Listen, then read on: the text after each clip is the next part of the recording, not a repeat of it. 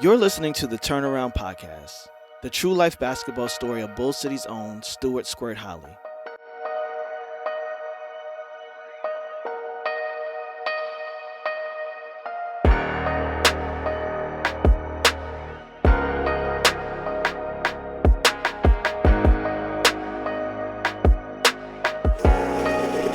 Yo, man, this beat crazy.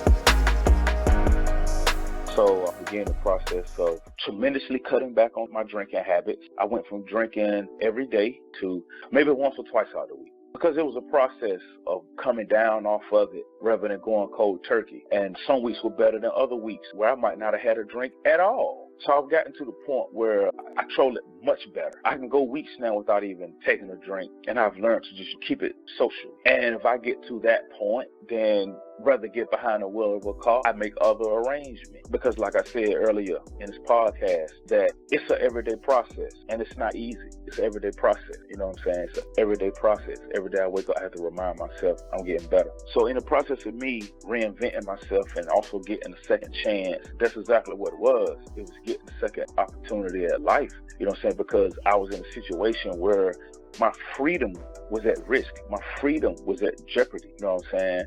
And I was that close from losing my freedom all over again. But this time it was on a more of a grand scale because federal authorities had gotten involved. But in the end, I wasn't the one that they wanted. And again, like I said, my cousin got showed favor too.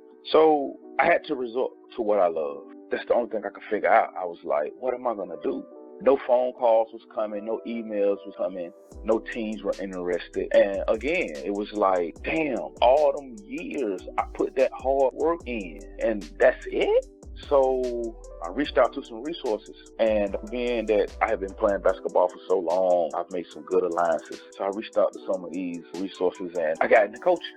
And I had did some coaching earlier in my career, but it was like temporarily because it might be just for a summer session where I was working with at-risk kids who were in like special programs. So I did some coaching and mentoring through those programs like in 2011 and early in the 2000s. And so I always enjoyed, I guess, coaching. So I was like, you know what? So I got back to basketball, but this time instead as a player, I got back into basketball coaching. And I started off with homeschool girls, had about 7 girls.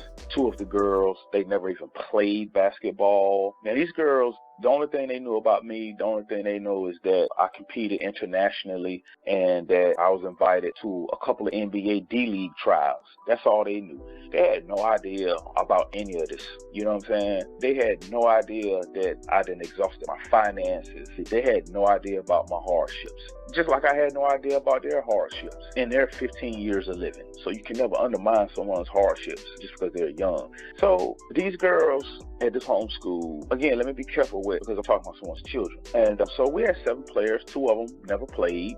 One was a volleyball player, one was a soccer player, but they played because we didn't have no numbers, which was out of my control. So this is also a volunteer position. I volunteered because I love basketball and I wanted to inspire and I wanted to give, and I also wanted to be constructive in my community, not just my society, but my community. And if basketball gives me the opportunity and the stage to do that, then that's the stage I prefer. That's more natural to me. And I can reach people that maybe NBA players can't reach just because I'm more approachable and down to earth. Not to say that those guys aren't, but a lot of them haven't been through the adversities I've been through. Now, some of them come through some hard times and some adversities. That's not what I'm saying. NFL players, whatever, we all go through adversity. We all go through hardships in life. You know what I'm saying? But it's about being relatable. And every NBA player isn't relatable. His or her story, WNBA players, his or her story isn't necessarily relatable. Because let's just look at the ballistics. Some people come from a good environment, a good home. They never went through those type of adversities, if they went through adversity at all. But I could reach someone that maybe an NBA player couldn't reach just because they can relate to me versus relating to this person. Grew up with millions of dollars and just everything is just there. Everything wasn't always there for me. Everything wasn't always there for the next person. You get some adults who never even balled their fist up and had to fight. So that's just a compare and a contrast. You know what I mean? So if you've never had to ball your fist up and defend yourself, then you can't relate to me in that aspect. Because I've had to do that. I've had to do that in places where it's a prison environment. I'm in a prison. Everybody can't relate to that.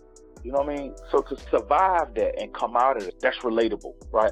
So I meet people all the time. And when they find out that I sat in prison, came home from prison, went to a junior college, almost had an opportunity to go to a D1 university, but it didn't happen. And like I said, I end up going international, pursuing my dreams and made it reality. That in itself is, in a sense, a turnaround. So nothing is easy. And coaching these girls in the homeschool, we didn't have a team that was full of talented players, but we had a team that was full of talented young girls who wanted to learn and who had a passion for the sport. And my passion was just as big as theirs. I wanted to teach, they wanted to learn. So the body of work that we put in, at the end of the season, we finished 4th in the national homeschool tournament, which was held at Lynchburg University. So this is like March, like 2018, and we goes up to the tournament. And we ended up finishing 4th. And we had struggled early that year, that basketball season. We had struggled. The only stats I looked at was our turnover. And it was games that we would have 20-something turnover. What I did was I put it down on a chalkboard for the girls to see if we cut back on these turnovers and protect this ball. So once I drew that up and they saw that from an analytical standpoint, once they saw for themselves and the things we implemented, the things we worked on, they executed, that's what led us to finish 4th in the nation. 7 girls. 2 of them never played basketball. And they was young girls. One of them used to always challenge me in a good way because I would get out there, I would practice with the girls, I would play with the girls, I would shoot with the girls. Even when I discipline the girls, I get out there with them. I always do all my teams like that because I'm still physically able to do that because I still think like a player. And I wouldn't tear them down, none of them. I wouldn't tear none of them down. Instead, I build their confidence. I let them know it's okay to make mistakes. I don't care about your mistakes. Next coach might blow a head gas because they'll see for themselves what turning over the ball does. They'll see that for themselves. So I don't have to blow a head guessing because you turned the ball over. If you turned the ball over during a crucial possession and it led to the other team taking the lead and then they win the game, then that's your punishment. So you don't need me to beat you down. So that's what I said. I never beat none of my players. So I got back into the coaching and also had gotten a job with the YMCA. And the God is so magnificent. Like, he puts you where you belong. I had applied for jobs other places and those jobs didn't come through. And I would have thought that would have been a good fit. But when the Y came through, I said, Lord, don't make no mistakes. Because the Y gave me a bigger platform on a bigger stage to reach out into the community. Not just help people with their physical fitness and their physical fitness, intellect, and spirituality, but it gave me the opportunity to still stay involved with basketball from another avenue. All right, so now I got into coaching 9 and 10-year-olds at the YMCA. They did for the first time what was called a Y League challenge. So of course I co-coached, not to make light of my colleague, but we won championships with both the girls and the boys. Okay, I designed all of the offenses, I designed all of the defenses, and I pretty much took care of all of the condition. And that's why I said I didn't want to make light of my colleague because she took care of some other intangibles, and we meshed. And we would bump heads very rarely. But my boys lost 2 games all summer. These are 9 and 10-year-old little boys now. We lost 2 games all summer to the same team twice. First game I wasn't there. Second time I saw why we lost, and I made those adjustments. And I told my boys this. I said, don't worry about it. We'll see them in the championship game because they are the second best team in this league next to you. And comes championship game, who do we got? This same team that beat us twice earlier during the year. I looked at my players, now 9 and 10-year-old little boys now. I think I had maybe 1 or 2 black boys. Don't matter about the race. I looked at those little boys and I said, this is the matchup we wanted. This is the team we wanted. I looked at those little boys and I said, if you want that championship, go take it. And I walked out of the room and I think they just tore the room up with excitement. And I heard them. I said, damn, they sounded like some lions who then got hold to Impala. So come game time, my boys, they flexed. And when it was over with, they was champions. And I was just so happy for those little boys because they had them work so hard. They reminded me of my high school girls. And I would get out there with them also. And with the girls, they didn't lose a game all season. And the girls was way more fundamental than the boys. These are 9 and 10-year-old little girls. And the girls, I don't know if it's just because they was little girls, but the girls took to me. And the boys, they did too, but the girls, they took to me. And whatever I said, they just did it. And they reminded me so much of my high school girls too, because again, they wanted to learn. And so I'm teaching them and I'm showing them pro intangibles that they probably don't understand quite yet. But maybe later it'll click, because some of my high school girls, I don't think they was catching on to it quite yet fully.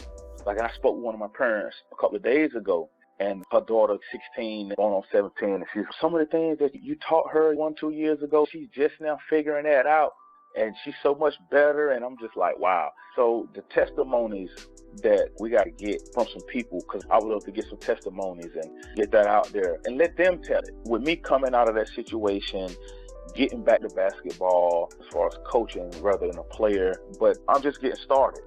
You know what I'm saying? So I'm just getting started. So I've also gotten myself into officiating. So I'm also a basketball official for the North Carolina high school. And that's given me an opportunity to learn basketball from another perspective as far as officiating. So I don't know, maybe we could go into that a little later on about me officiating, and maybe I can elaborate more on some other details about my very short college coaching career. So it has sparked some interest from a few people. I've received a phone call so far from Orange County High School. Their athletic director reached out to me about their JV program, about coming in and being head coach for the JV program and assistant varsity coach. But we know we're currently under this pandemic, so that's put a lot of things at halt. But again, my basketball life is an everyday process and an everyday struggle. And like I said, to anybody who's willing to listen and take heed, we only get one life. Right. And if we give that life away to incarceration, it's a place that you don't want to be. It's a place that you may not come home from. You have to watch your back every second, every minute. You are not in a place where someone loves you when you're in prison or in jail. Or if you lose your life in the streets or making an irresponsible mistake and it costs you your life, it's gone forever. It's not like calling a timeout and you get to replay it all over again. So to anyone that's willing to listen, we only get one life. And we're not here for a long time. So it's what we do. And from the time we're born to the time we die, it's what we do that leaves that legacy. So we have to try to make it as positive, as constructive as we can, because we don't have a lot of time.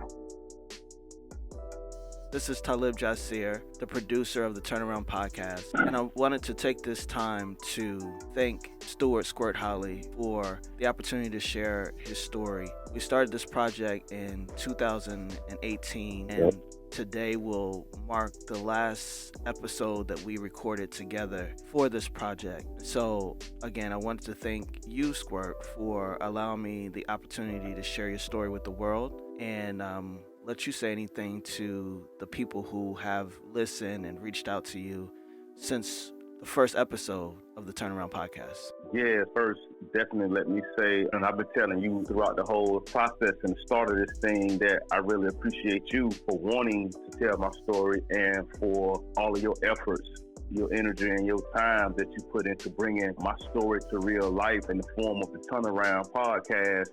So let me say a real huge thank you to you, first of all, for believing in me. Because if it wasn't for you, TJ, you know what I'm saying, it wouldn't be no Turnaround Podcast. It'd just be out there in limbo or upstairs in my head. So first and foremost, Talib Jasir, major shout out to you for that. And to everybody else who supported and who supports the Turnaround Podcast, I can't thank you enough, especially the people who do not know me personally. The most support and the biggest support has came from people that I don't even know personally. And I really want to say thank you to those individuals, because you could be doing anything else with your time, but you chose to check in to the Turnaround Podcast and listen in and tune in. So I just want to say thank you to everybody on that same note. Everybody who followed the podcast, everybody who shared the Turnaround. I can't thank you enough for just taking time out your day to give the Turnaround Podcast a try. You know, to friends, family, you know, Like I said, I can't thank none of you guys enough for the support. And again, a major shout out to the people who don't know me personally, checking in from other states, whether it's via word of mouth or you stumbled across the Turnaround podcast, just shopping for podcasts to listen to. Like I said, I can't thank you enough. And definitely a special shout out to my big homie, Chucky. He know what it is. You know, represent NC State, represent 13 different NBA basketball teams. That's my dude. Appreciate you. Love you, dude. Very down-to-earth guy. I could rave about this man to the end of time. And a very humble guy. And I love his advice. He's definitely become a big brother to me and to my teammates, all my college teammates, my high school teammates. Love y'all dudes, man. But to Wallace from Rockingham Community College, who took time to give his input, super appreciation goes out to you, homie. Hold it down there in Spartanburg, South Carolina. I appreciate you for sharing your account from our memories and our life together at RCC as student athletes. And Coach Hartsfield, another special man, another special individual in my life. He's the one. Damn, he's the one. Best coach I've had. And I say that because he cared about not just me, but he cared about all of us as individuals first. We were just high school kids, you know what I'm saying, playing high school basketball. And this man was a retired Marine, and he obviously had a passion for the sport. But I can't thank you enough, Coach, for all the advice. Special man. I love you, man. Coach Hartsfield, I love you, man. He inspired me in more ways than what you know. Coach Hartsfield once told me one time, he said, Stewart, the way he pronounced my name is just funny as fuck. Stewart. So he told me one time, if I wanted to dominate a basketball game, there's more ways to do it. And he was like, go get the ball. In other words, what he was saying was rebound. He said, rebound, go get the ball. You can dominate the game that way. And stuff like that just stayed with me all my life. I can't thank that man enough. So, listen, we appreciate all you guys out there, everybody. And take the turnaround for what it is. It is a warning. It's a warning. We got enough superficial things surrounding us out here in this world, especially dealing with social media, but when it comes to the turnaround, I'm just sharing my story with you guys, and hopefully you will learn something from it as far as what not to do because of the consequences that come along with it. And I'm speaking about the incarceration thing. It's no place that you want to be. I can't emphasize that enough, you know what I'm saying? And when I say I love people, I love people. It's a weakness I have, but it's a gift and a curse at the same time, being compassionate for other people. So just take the turnaround as a warning and just be careful out there. And again, TJ, hey, bro, I appreciate you, man. Thank you for sharing your story with the world and letting people know that you can come from a space where you can be down, and a lot of people stay down, but right, you didn't. And really inspiring story that you told, and one that we want to make sure that the youth of today do have an opportunity to hear. The brothers and sisters that are incarcerated currently, they get an opportunity to hear it. When they know what it's like to be down, be caught up in the system, and defeated.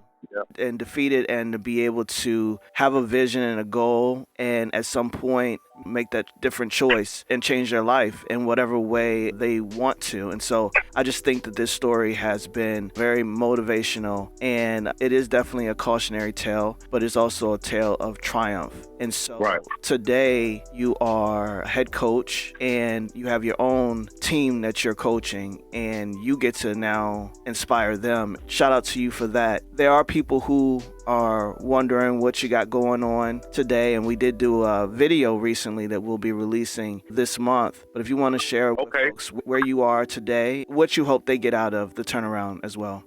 Right. Yeah. For me, where I'm at today, I'm going to say this.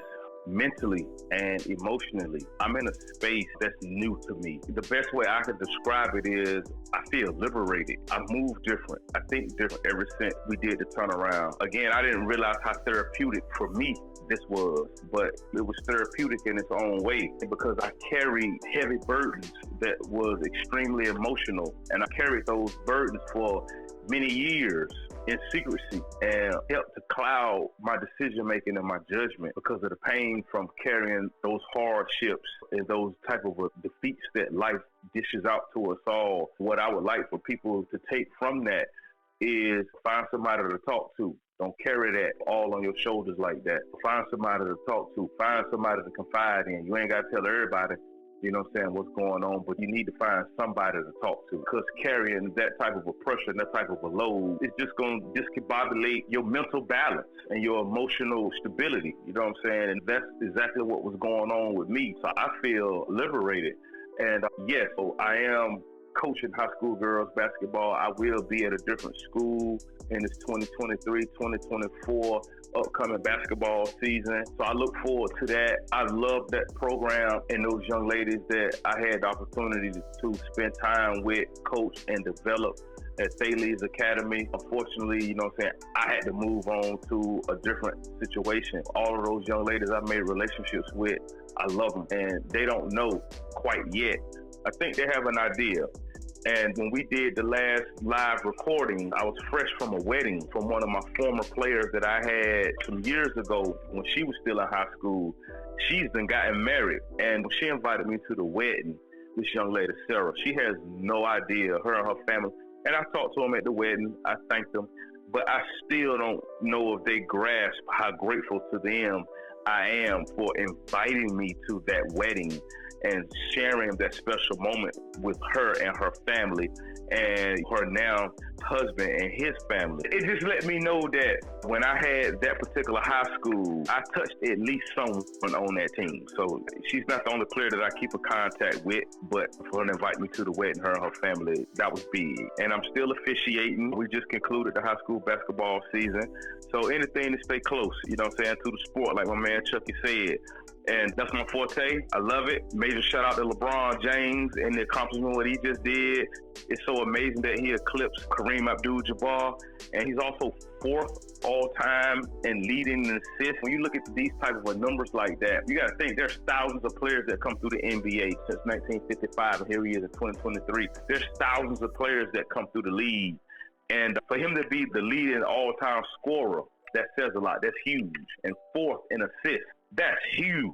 So we live in history, and the good, the bad, I think we all should take it for what it's worth, enjoy this life while we have breath in our body. But to everybody for checking in to the turnaround, again, where I'm at today in 2023 is I feel free emotionally and mentally. I've never in my life felt this way before. And Talib, I owe a lot of that to you for, again, allowing me to do the turnaround. I really can't put it in no other words but freedom. Emotionally, I feel free. Mentally, I feel free. I move different and I think different because we completed this turnaround podcast. And I would pray and hope that it will inspire others who may go through similar situations. For the people who personally reached out to me and said thank you, the text messages or, you know, Facebook messages, Instagram messages. So TJ, yeah, of course. I look forward to us taking it to a season 3 with special guests and things like that. And hopefully we could just continue to inspire people to push forward despite what it looks like at the moment. It looks ugly in the beginning, but beautiful things emerge out of ugly beginnings. And if people can remember that, they'll be okay, and I'll be okay. We're going to deal with hardships as long as we continue breathing. But I just want people to understand that just power your way through it, through thinking. Think your way through it versus beating yourself up. So that's where I'm at today. And I feel even better because I keep finding ways to get better. I also just accepted a full-time job as ground ops at the RDU airport. Just finding ways to continue to push forward. So yeah, I'm in a really good space, TJ. It's been a real honor to be a part of this project. And I know that it's already made such a big impact, but we haven't even seen the impact that it's going to make as we continue to push this project forward. Look for this soon, the Turnaround Podcast on YouTube. As Stewart said, we will be having a 3rd season with some really special guests and folks that you definitely want to hear their story. And again, thanks a lot. We started this project in 2018. Yep, 2018. Yes, and we have finally concluded with the work and the recordings we did for over 3 years. The pandemic tried to stop us, but we didn't let it, and we just kept pushing forward no matter how much time went between recordings. This has been a true project that we knew had to get out there. So I'm so proud and excited about the Turnaround Podcast, and I hope that you are too, and the fans, once again, we really appreciate you. So yeah, that's really it. This is the turnaround as we've done it, as we've laid down this record. True life basketball story. of Stewart Holley. Yep. This has been a glorious experience for us to get this done. So I'm super excited about what's coming next. No doubt. Thank you all for listening and tuning in to the Turnaround Podcast. It's meant a lot to us, and we're just going to keep moving from here. But wanted to conclude with a quick interview with myself, the producer, and Stewart, the voice, the narrator of his own story. Thank you. This has been a Vanguard Podcast Network original. Follow the Turnaround Podcast on Instagram by clicking the link in the show notes. If you'd like to book Stewart Holley for a speaking engagement or to be a guest on your show, please reach out to theturnaround77@gmail.com and someone will get back to you within 48 hours. Thank you for listening.